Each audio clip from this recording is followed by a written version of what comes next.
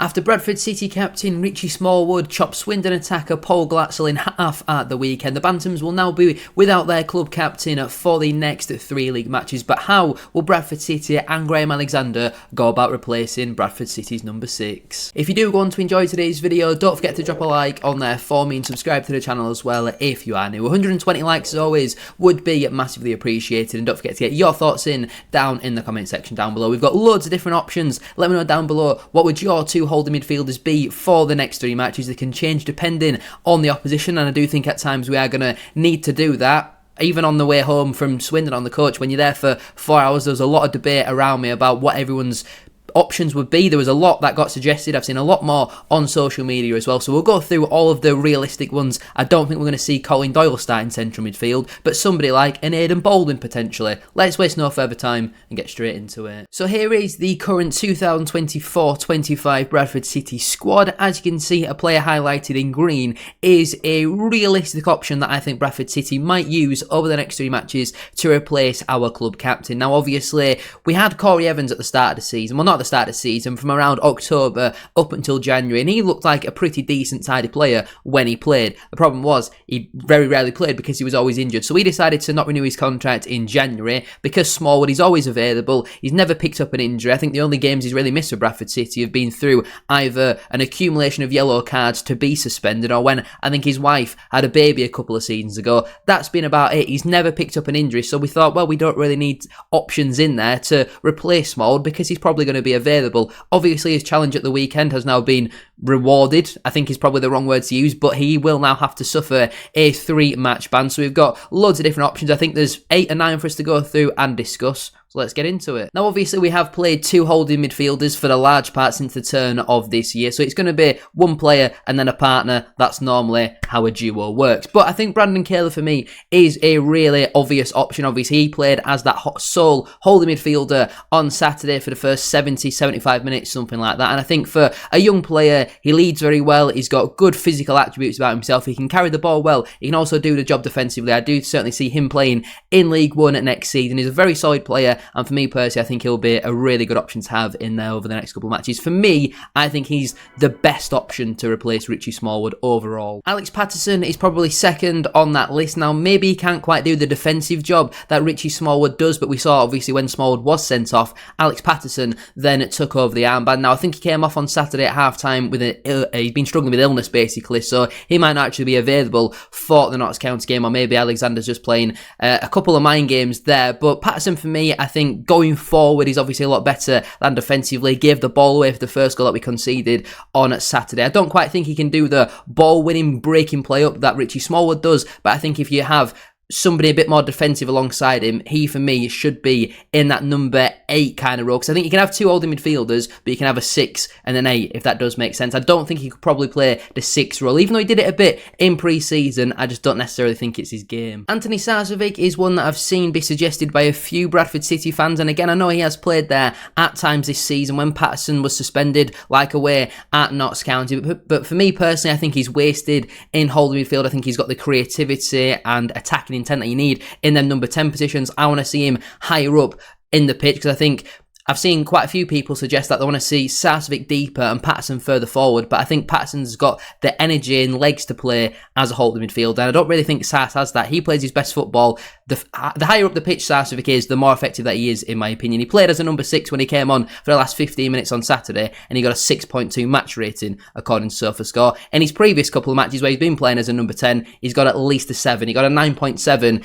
against MK on. So for me personally, I don't think Sarce is the right man to play as that holding midfielder, especially not in the next 3 games where the attacking players on the opposition team, they're going to be free-flowing. They've got a lot of legs, a lot of energy. I don't think that's necessarily Sarce's game, so I personally wouldn't play him in that position. Playing Aidan Baldwin in central midfield is a real possibility, and I certainly wouldn't be against that. I think in terms of like for like, it probably is between him and Brandon Caylor. He's obviously got the defensive ability, but very comfortable on the ball as well. Now, the only reason why I wouldn't like to see him in there is because I think we need him in defence, in all honesty. We saw on Saturday, first game he's missed in a long time. I think he was one who missed through illness and we conceded 5 goals. Yes, you could put a bit of blame on the red card, but Aidan Baldwin, for me, we've seen for the large part this season, when he's been available, when he's been fit, he has made a big difference in that Bradford City defence, so that's why I wouldn't play him in midfield personally. Jamie Walker is pretty much the exact same as George Lapsley, so we're not going to speak about them separately, we'll kind of speak about them together. Going forward, obviously, they've got that ability to drive forward. They can also both put a challenge in, but I think when you're playing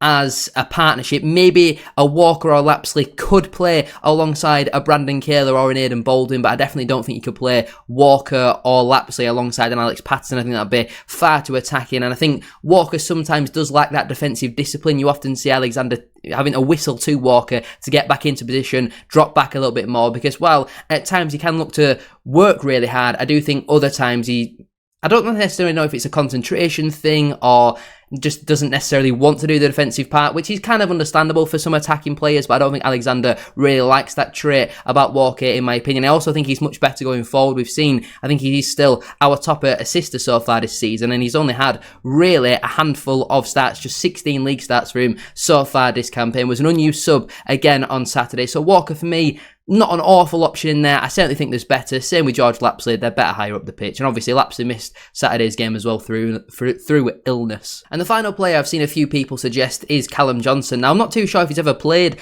as a holding midfielder. I think he's certainly much better as a right-sided centre-half. I think that is his best position in a Bradford City shirt. The odd time I've seen him play wing-back, I don't think he was amazing. I don't think he was great on Saturday, in all honesty, but I think at right centre-back, he certainly plays very well there. Now, again, we know he has had his injury problems so far this season, but I thought when he played right centre-back against MK Dons, he was very good, and I'd like to see him in defence again. Similar to Aidan Baldwin, probably could do an okay job in there. I think he's got a good physical profile, he's decent on the ball, but I think he would be a little bit lost playing in holding midfield. It's like Sam Stubbs did an okay job there last season when you're playing Sutton at home, but when you're playing Notts County at home, when you're playing Chesterfield away, when you're playing Doncaster away, do you really want a right back playing in holding midfield? Not for me personally, so Callum Johnson, no, I don't think that would be a good decision. And obviously, that you've then also got the likes of Clark Adore and Romany Critchlow. Again, I don't think either of them would be awful options, but I just think there is a lot better. I think Adore really lacks the physicality. Technically on the ball, he'd be pretty decent, but again, I don't think you could play him as a number 6. He would then definitely have to play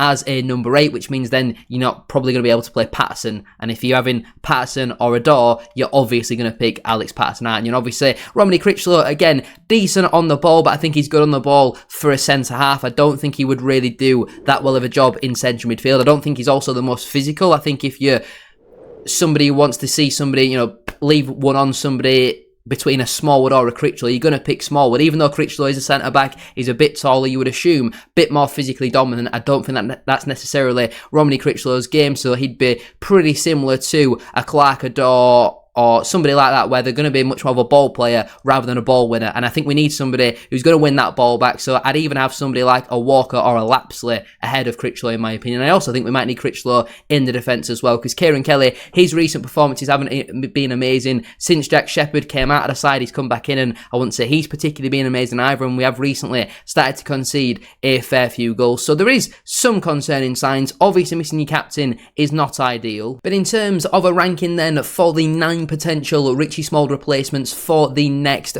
3 games, I was going to say next 5 games. Callum Johnson, I'll probably say 5 out of 10. Romany Critchlow, I'll go 7 out of 10. Clark Adore, 5 out of 10. Aidan Baldwin, 8 out of 10. Brandon Kaler, 10 out of 10. I think for me, he is the perfect replacement. George Lapsley, 6 out of 10. Jamie Walker, 7 out of 10. Now, I know that I said them two would be very similar, but I just think Walker shows up more in big games. And when you think the next 3 matches are very big, I think he will be able to deal with that expectation of the crowd a bit more than George Lapsley. Alex Patterson, 9 out of 10. I think he could do that job, but not as good as Smallwood. And Anthony Sarsfield, 8 out of 10. Again, could do that job, but much more effective higher up for me. And I don't buy the notion that Patterson would be better as a 10 and Sarsfield will be better as a 6, in my opinion. I think they're much better with Patterson deeper, being able to break, and Sars further forward, using his quality in the final third. But there is my ranking. Let me know down below which 2 players do you want to see start as your holding midfielders over the next 3 games. I think for Notts County at home, I'd have Patterson and Kaler. For Chesterfield away, I'd have Patterson and Kaler. And for Doncaster away,